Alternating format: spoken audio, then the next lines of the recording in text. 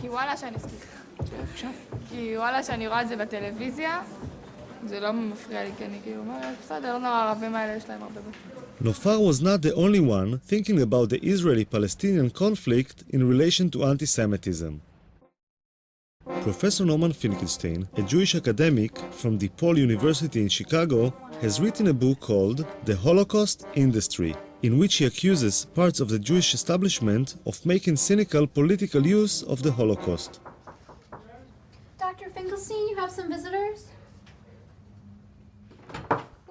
Whenever Israel faces a public relations debacle or comes under pressure to resolve the Israel-Palestine conflict, they start up this extravaganza called the new anti-Semitism. As it's usually understood, anti-Semitism means an irrational hatred of Jews, born simply of the fact that they are Jewish.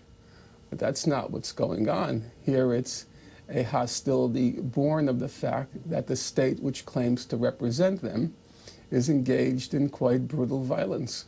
I'm sure lots of people I meet have this, what you say, deep down inside, they have this kind of queasy feeling about Jews. I'm sure that's true. But did it have any real substantial repercussions on me in life? The answer is just no. There's a kind of pathological narcissism, navel contemplation. When you are the richest, wealthiest, most successful ethnic group in the United States, you've got the world on a platter, and you sit around and you're talking about anti-Semitism. It's just kind of shameful, I think. At the time I first interviewed Finkelstein, I didn't realize what a controversial figure he was in the eyes of the Jewish establishment. Finkelstein, the son of Holocaust survivors, has been labeled a self-hating Jew, a Holocaust denier, and a madman. I had interviews stopped at the very mention of his name. I know if you Google Norman Finkelstein and Holocaust denier, nowadays you'll get about 10,000 websites. Well, if I'm a Holocaust denier, I would have to be certifiably insane. I would have to be clinically insane. Because given who my parents were, for me to be denying the Nazi Holocaust, I'd have to be clinically insane.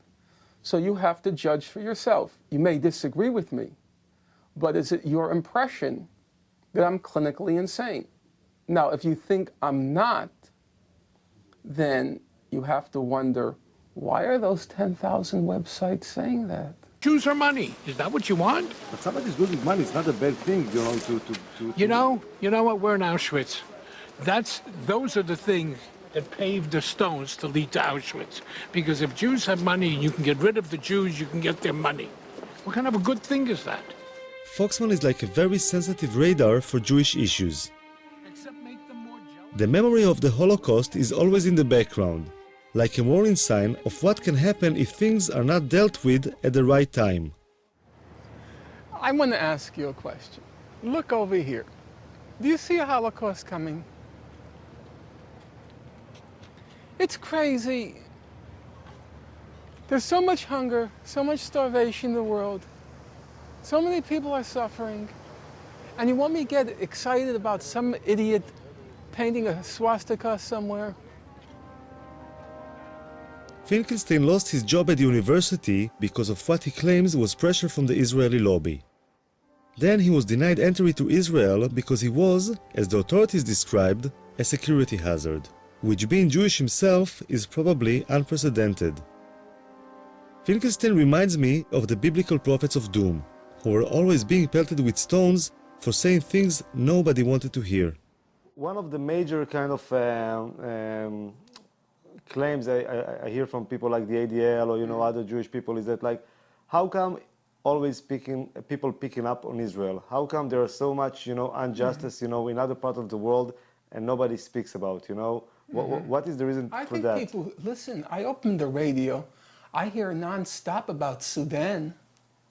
I hear nonstop about Tibet.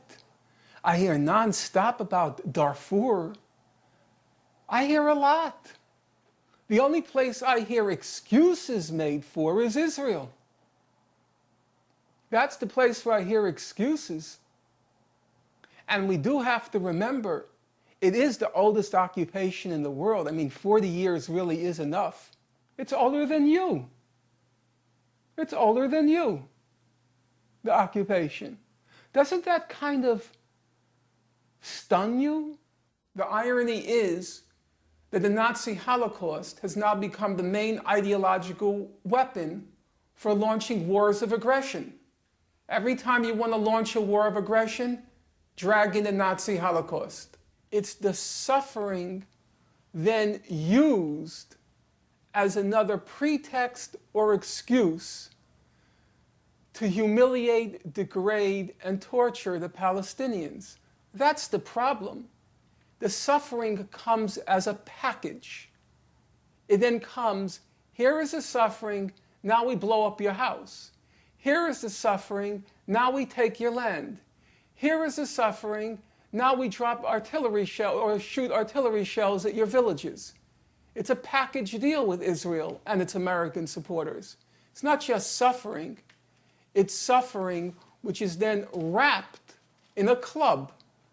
And the club is then used to break the skulls of the Palestinians. That's the problem. It's not being used to educate people. It's not being used to enlighten people. It's not being used to make people more moral. It can be. But it's not. I mean, It's not. That's the whole point. Of course it can be, but it isn't.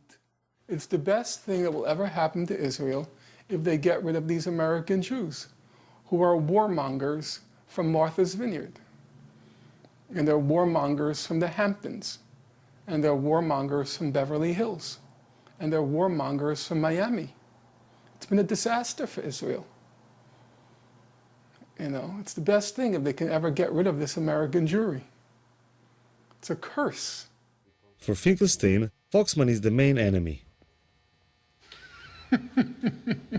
you see, that's why you're not going to get like people's attention, you know, for things like that. Some people laugh.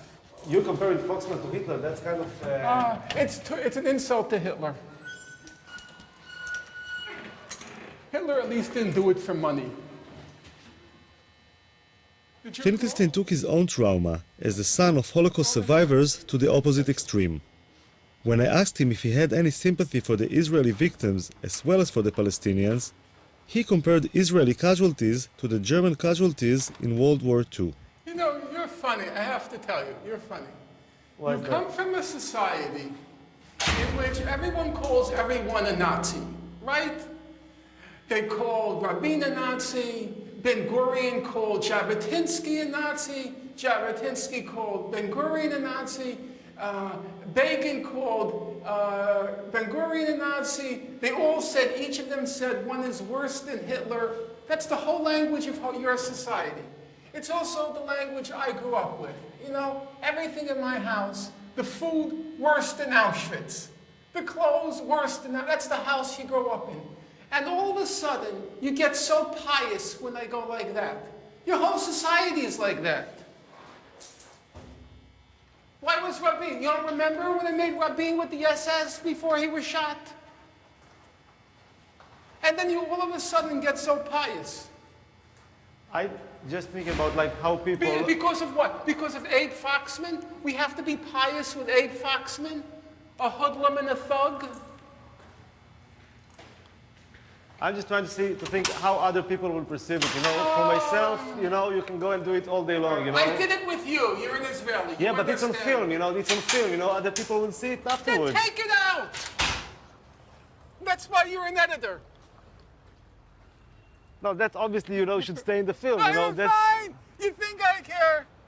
You think I care?